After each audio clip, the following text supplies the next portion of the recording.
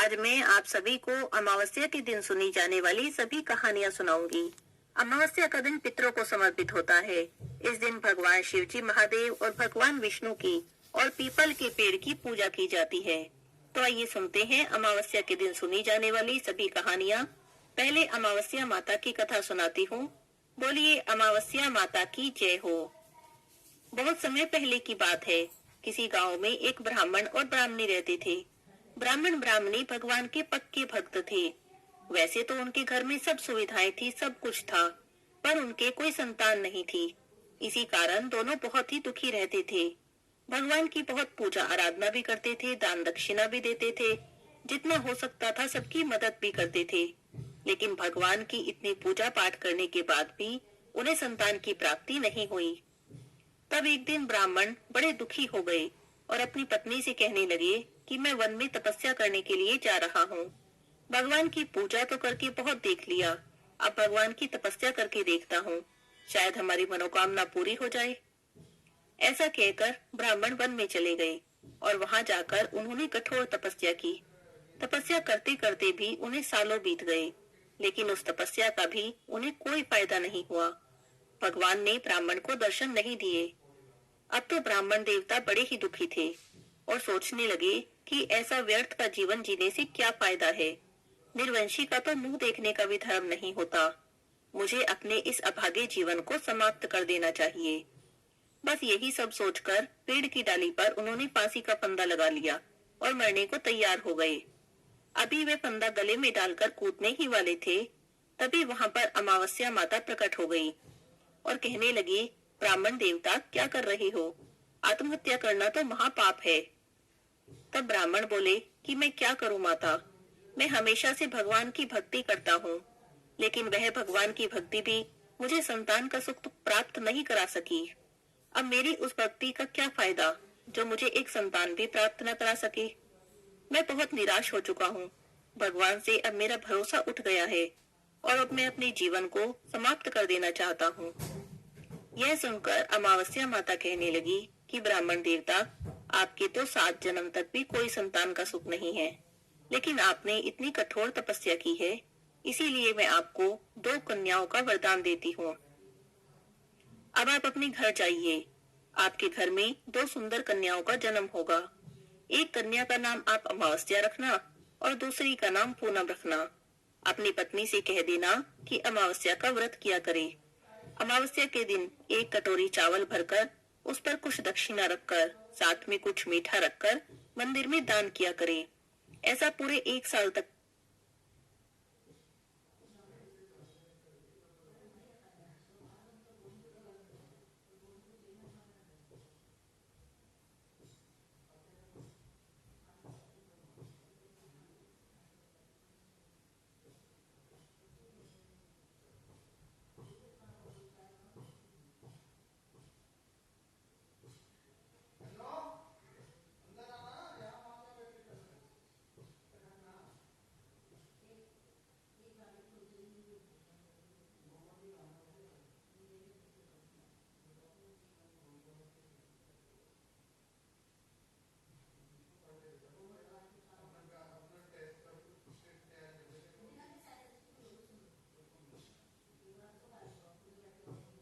तक करना है। इस तरह से ब्राह्मण देवता को वरदान देकर अमावस्या माता वहां से अंतर्ध्यान हो गई। वरदान पाकर ब्राह्मण तो बहुत ही खुश हुए और खुशी खुशी अपने घर में आ गए। घर आकर उन्होंने अपनी पत्नी को सारी बात बताई। सारी बातें सुनकर ब्राह्मणी भी बहुत खुश हुई। अब उन्होंने हर महीने अमावस्या के व्रत करने शुरू कर दिए। अमावस्या के दिन विधि विधान से पूजा करती, कथा सुनती और 1 कटोरी चावल पर कुछ दक्षिणा रखकर, साथ में कुछ मीठा रखकर मंदिर में दान करती। वरदान के अनुसार ब्राह्मण देवता के घर में 2 कन्याओं ने जन्म लिया। ब्राह्मण ने एक कन्या का नाम अमावस्या और एक का पूनम रखा। संतान पाकर ब्राह्मण ब्राह्मणी बहुत खुश हुए। धीरे धीरे समय बीता और दोनों कन्याएं बड़ी हो गई। ब्राह्मण देवता की बड़ी बेटी अमावस्या बहुत ही धार्मिक प्रवृत्ति की थी। रोज भगवान की पूजा पाठ करती थी, व्रत करती थी, पीपल की पूजा करती थी।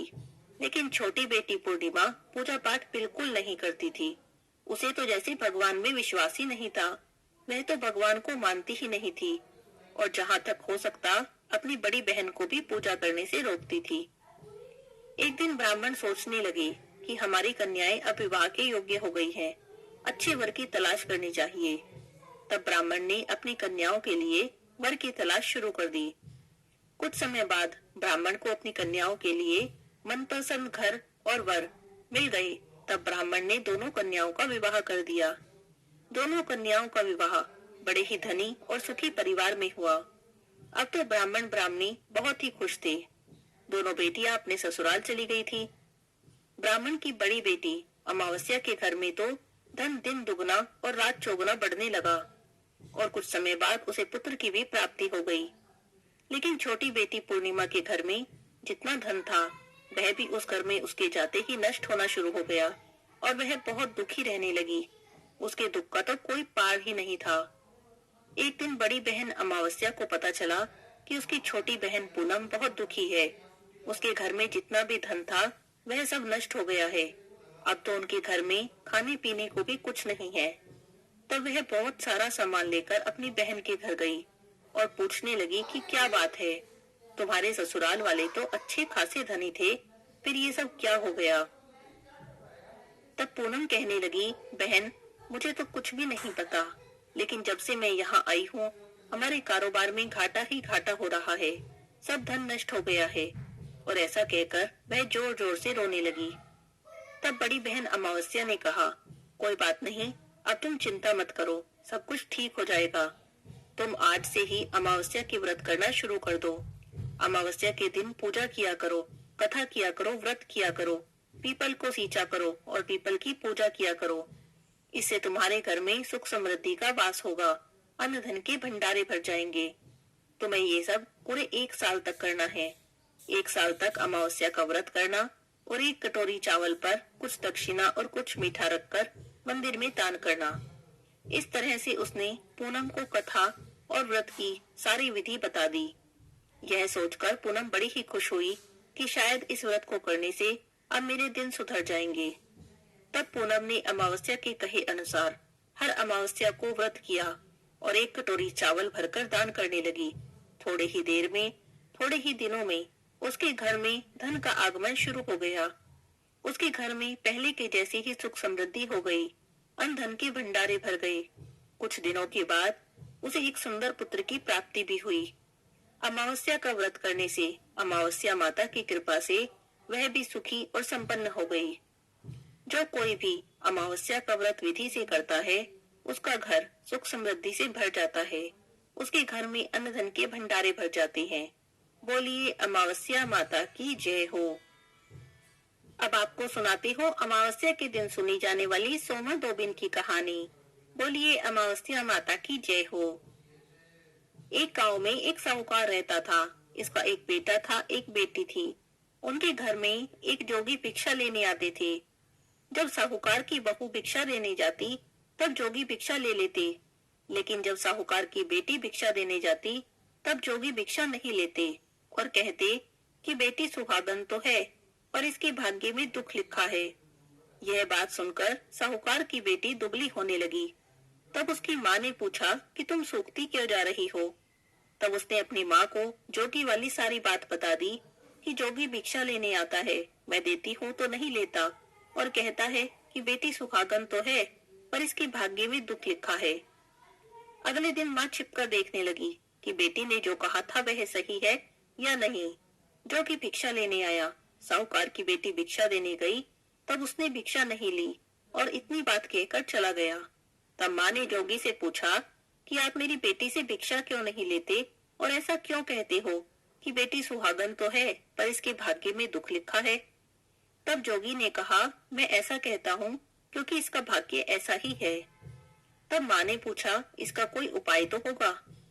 तब जोगी कहने लगा कि 7 समुंदर पार सोमा नाम की एक स्त्री रहती है जो अमावस्या का व्रत करती है। वह अपने व्रत का फल तुम्हारी बेटी को दे, तभी इसका दुर्भाग्य दूर हो सकता है। उसकी माँ ने सोमा की तलाश शुरू कर दी। वह सोमा की तलाश में अपने घर से जल्दी जल्दी निकल पड़ी। चलते चलते थक गई। रास्ते में पीपल का पेड़ था तो वह उसी के नीचे बैठकर विश्राम करने लगी। उस पेड़ पर गरुड़ का घोंसला था। उसने देखा कि एक सांप गरुड़ पक्षी के बच्चों को मारने आ रहा है।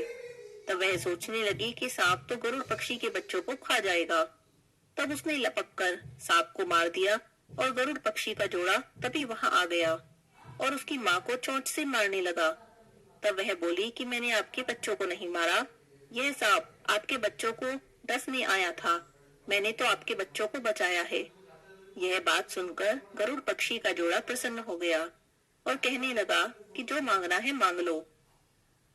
तब वह बोली कि मुझे 7 समुंदर पार जाना है। तब गरुड़ पक्षी ने उसकी माँ को अपनी पीठ पर बैठाकर 7 समुंदर पार सोमा धोबिन के घर के पास पहुंचा दिया। सोमा धोबिन के 7 बेटे थे, 7 बहुएं थी, लेकिन वे सारी की सारी काम करने के लिए बहुत लड़ती थी। सोमा को प्रसन्न करने के लिए बेटी की माँ सोते समय ही सोमा का सारा काम करने लगी। सारा काम करती और सुबह उठते ही छिप जाती।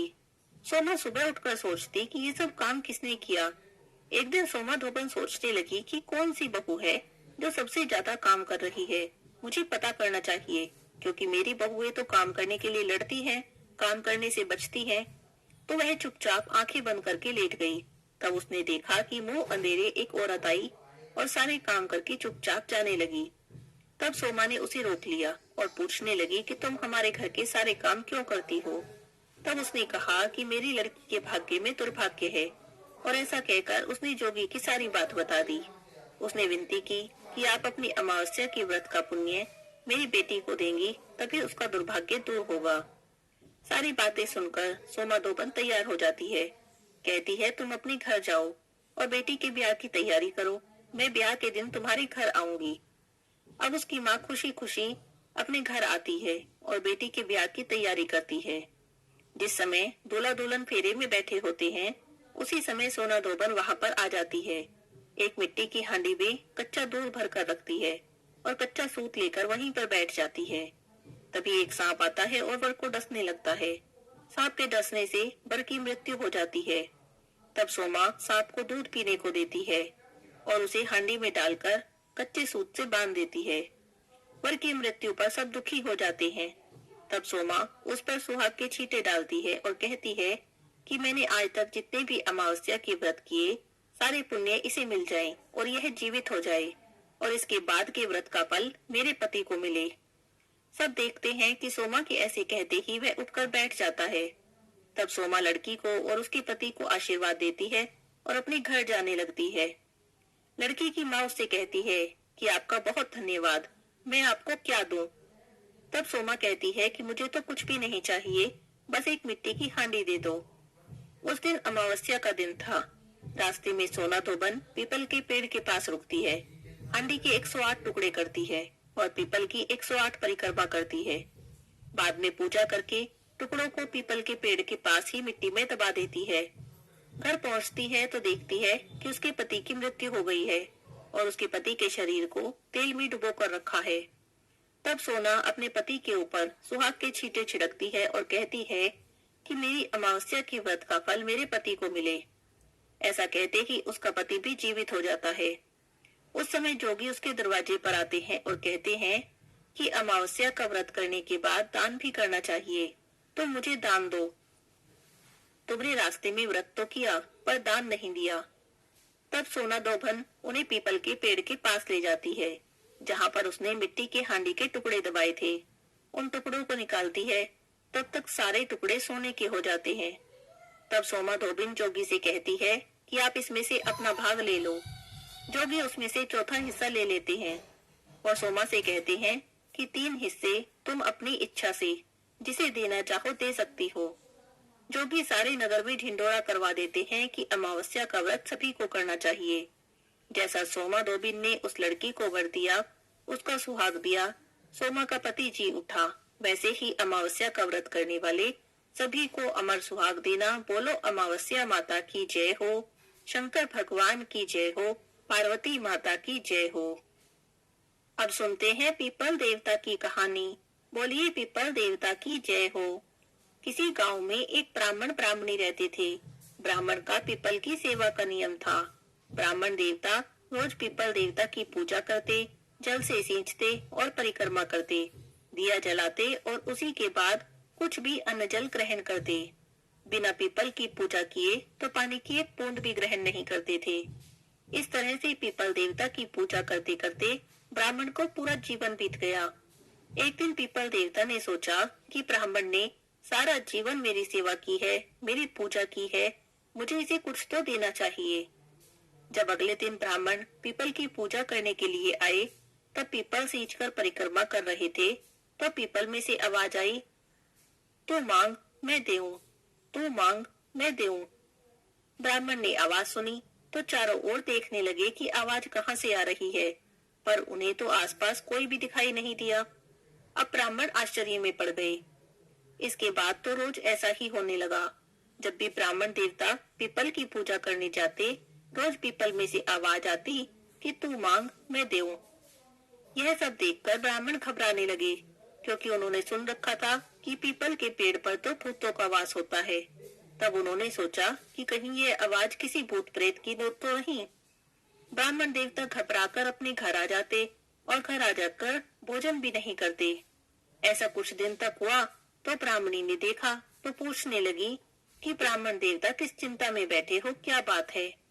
तब ब्राह्मण ने सारी बात बताई तो ब्राह्मणी बोली, अरे आप तो बहुत ही भोले हैं। पीपल के पेड़ पर भूत प्रेतों का वास नहीं होता, बल्कि पीपल के पेड़ में तो ब्रह्मा विष्णु और महेश का वास होता है, पितरों का वास होता है, लक्ष्मी जी का वास होता है।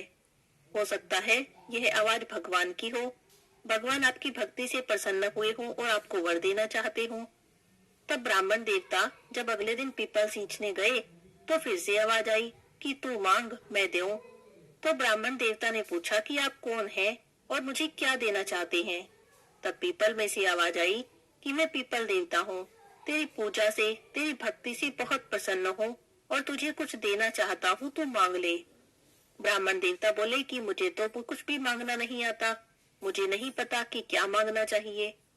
तब पीपल में से आवाज आई कि तुम अपनी पत्नी से पूछ लेना। ब्राह्मण घर आ गए। ब्राह्मणी कहने लगी, ब्राह्मणी से बोले कि तुम तो सही कहती थी, वह आवाज तो भगवान की सी थी, वे मुझे कुछ देना चाहते हैं, पर मुझे नहीं पता कि क्या मांगू। तो ब्राह्मणी बोली कि आप पीपल देवता से कहना कि मुझे 9 करोड़ की माया दे, 16 साल की काया दे, बेटा दे, पोता दे, पूरा परिवार दे, सारे सुख दे। तब ब्राह्मण देवता ने अपनी पत्नी की बात मानी और अगले दिन जब पीपल की पूजा करने गए और रोज की तरह से आवाज आई, तब ब्राह्मण ने वही बात कह दी जो ब्राह्मणी ने कही थी। ब्राह्मण ने पीपल देवता से कहा कि मुझे 9 करोड़ की माया दो, 16 साल की काया दो, बेटा दो, पोता दो, पूरा परिवार दो और सारा सुख दो। पीपल देवता सोचने लगे कि ब्राह्मण देखने में सीधा साधा था, कहता था मांगना नहीं आता है, पर सारी ही चीजें मांग ली। फिर बोले कोई बात नहीं, तूने जो जो मांगा है सब तुझे देता हूँ। अब ब्राह्मण थोड़ी देर पर वहाँ पर खड़े रहे, लेकिन जब उनके हाथ में कुछ भी नहीं आया तो निराश होकर वापस आने लगे। मन ही मन सोचने लगे कि पीपल देवता कहते तो थे कि तुझे सब देता हूँ, दिया तो कुछ भी नहीं। इसी तरह अपने विचारों में मग्न चले आ रहे थे और अपनी कुटिया से आगे निकल गए। उन्होंने तो ध्यान भी नहीं दिया कि उनकी कुटिया की जगह अब एक आलीशान महल खड़ा था। जब अपने घर से आगे निकल गए तब पीछे से ब्राह्मणी ने आवाज लगाई कि कहाँ जा रहे हो ब्राह्मण देव। ब्राह्मण ने पीछे मुड़कर देखा तो एक सजी धजी औरत खड़ी थी। रेशम जरी की साड़ी पहन रखी थी, बहुत सारे गहने पहन रखे थे। ब्राह्मण देवता तो इस भेष में अपनी पत्नी को पहचान ही ना सके। तो ब्राह्मणी ने दोबारा आवाज लगाई, कहने लगी कि कहाँ जा रहे हो, अपने घर में क्यों नहीं आते।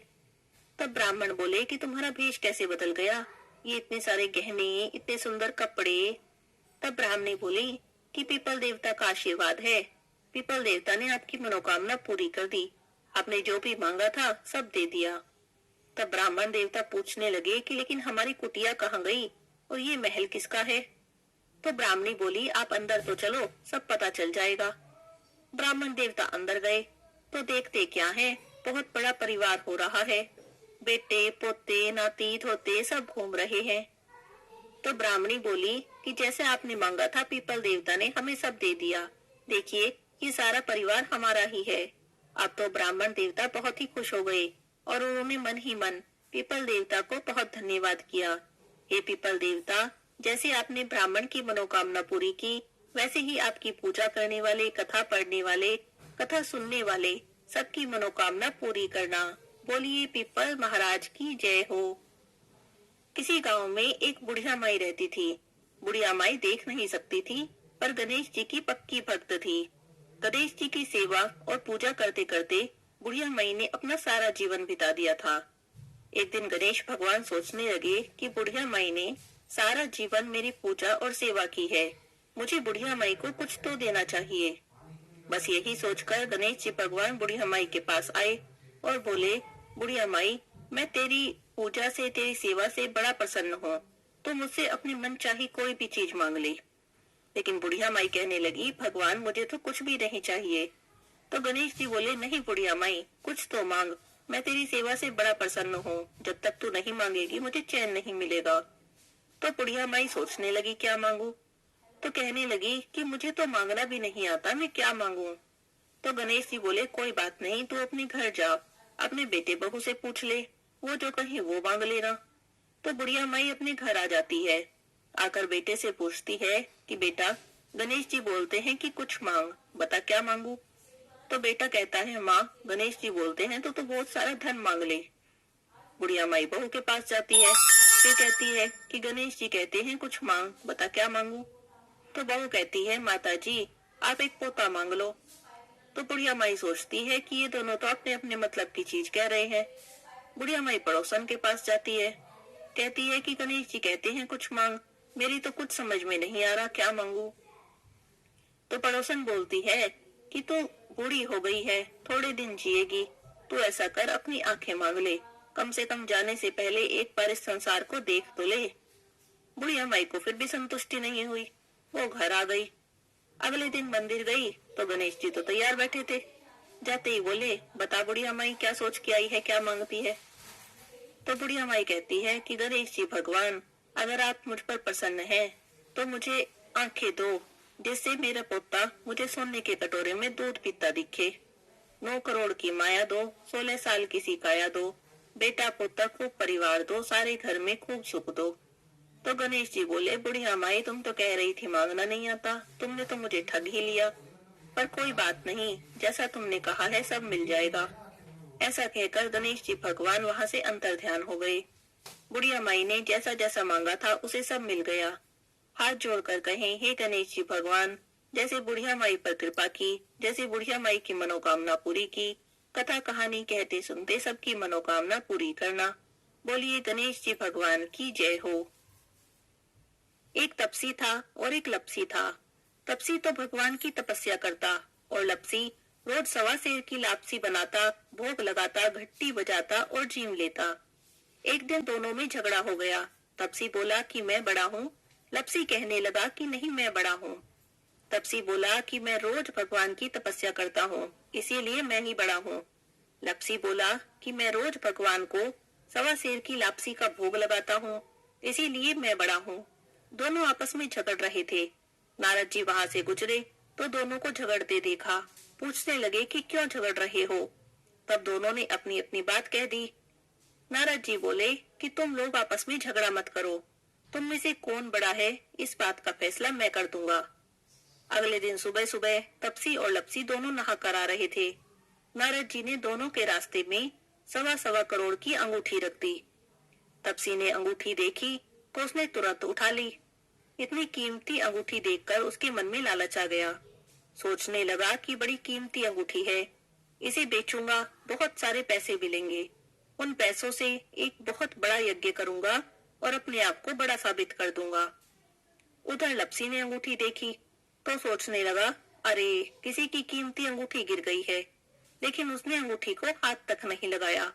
सोचने लगा कि कहीं मैंने उठा ली तो चोर डाकू मेरे पीछे पड़ जाएंगे, कहीं मुझे मार दिया तो। वो तो रोज की तरह 1.25 सेर की लापसी बनाई, भगवान को भोग लगाया, घंटी बजाई और जीभ लिया। थोड़ी देर में नारद जी वहां पर आए। दोनों कहने लगे कि बताओ नारद जी, हम दोनों में से कौन बड़ा है। तो नारद जी बोले कि दोनों खड़े हो जाओ। दोनों खड़े हो गए। जैसे ही दोनों खड़े हुए, तपसी के पैर के नीचे से अंगूठी निकली, जो उसने तपस्या करते टाइम अपने पैर के नीचे छुपा ली थी। तो नारद जी तपसी से बोले कि इतनी तपस्या कर ली तूने, पर तेरे मन का लालच अभी तक नहीं गया। जा, अब तुझे तेरी तपस्या का भी कोई फल नहीं मिलेगा। इतना सुनना था कि तपसी तो जोर जोर से रोने लगा। रोते रोते नारद जी के पैरों में गिर गया। बोला, महाराज दया करो और बताओ कि मुझे मेरी तपस्या का फल कैसे मिलेगा। तब नारद जी बोले कि जो अपने घर में गाय कुत्ते की रोटी नहीं बनाएगा तो उसकी तपस्या का फल तुझे मिल जाएगा। दीवा जलाकर हाथ नहीं जोड़ेगा, ब्राह्मण को भोजन कराकर दक्षिणा नहीं देगा, तब उसकी तपस्या का फल तुझे मिल जाएगा। साड़ी देकर भेंट नहीं देगा तो उसकी तपस्या का फल तुझे मिल जाएगा। जो सारी कहानी कहकर तेरी कहानी नहीं कहेगा, तब उसके सारे पुण्य सारी फल तुझे मिल जाएंगे। बस तभी से सभी कथा कहानी के साथ तपसी लपसी की कहानी जरूर सुननी चाहिए, नहीं तो किसी भी कथा कहानी का फल नहीं मिलता।